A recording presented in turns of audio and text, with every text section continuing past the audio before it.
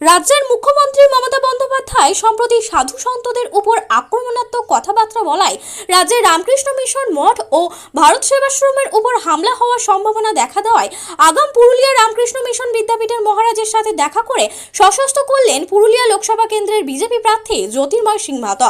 তিনি দেখা করে বেরিয়ে বলেন, রাজ্যের মুখ্যমন্ত্রী মমতা বন্দ্যোপাধ্যায় যেভাবে উস্কানিমূলক কথাবার্তা বলছেন তাতে রাজ্যে নিরাপদ নয় সাধু সন্তরা, তাদের সুরক্ষা দেওয়া আমার কর্তব্য। পুরুলিয়া রামকৃষ্ণ মিশন বিদ্যাপীঠে কোনরূপ বিশৃঙ্খলা করার চেষ্টা করলে আমি তার মোকাবিলা করব। রামকৃষ্ণ মিশনে এলেন এবং দেখা করলেন, কি মূলত কথা? দেখুন, আমি স্বামীজির কাছে এসেছিলাম আশীর্বাদ নেওয়ার জন্য এবং তার সঙ্গে কথাবার্তা বললাম। যেভাবে পশ্চিমবাংলাতে রামকৃষ্ণ মিশন, ইসকন, ভারত সেবাশ্রম সংঘের উপরে তৃণমূলের গুন্ডারা হামলা করছে, পুরুলিয়ার এই রামকৃষ্ণ মিশনকে যদি কোনো প্রকারের কোনোরকম তৃণমূলের গুন্ডারা ভাবনা চিন্তা করে কি ক্ষতি করার, ভারতীয় জনতা পার্টি এবং আমি নিজে বলছি জ্যোতির্ময় সিং মাহাতো ছেড়ে কথা বলবো। এরা ভেবেছে কি হিন্দু সংগঠন দুর্বল হয়েছে, হিন্দু সংগঠনদেরকে হামলা করে বিশেষ তুষ্টিকরণ করে আর ভোট ব্যাংকের রাজনীতি করবে, ছেড়ে কথা বলবো।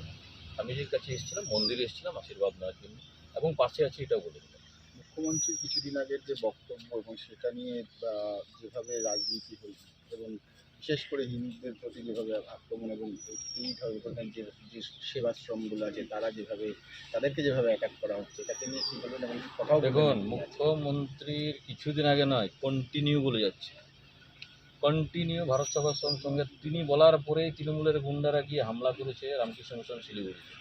আমরা সকলেই জানি কী আছে, দিদিমণি উস্কাচ্ছেন, উস্কে যে 30% বিশেষ ভোট ব্যাংক তার কাছ থেকে সরে যাচ্ছে কি, হ্যাঁ সেই কারণে কী আছে, তিনি ভয়ভীত হয়ে এই যে হিন্দু সন্ন্যাসীদের উপরে আক্রমণ করানো, তাদের উপরে অকথ্য গালিগালা দেওয়া এবং হিন্দু প্রতিষ্ঠানগুলোকে গুন্ডা দিয়ে হামলা করানো, কিছুতেই আমরা বরদাস্ত করব না।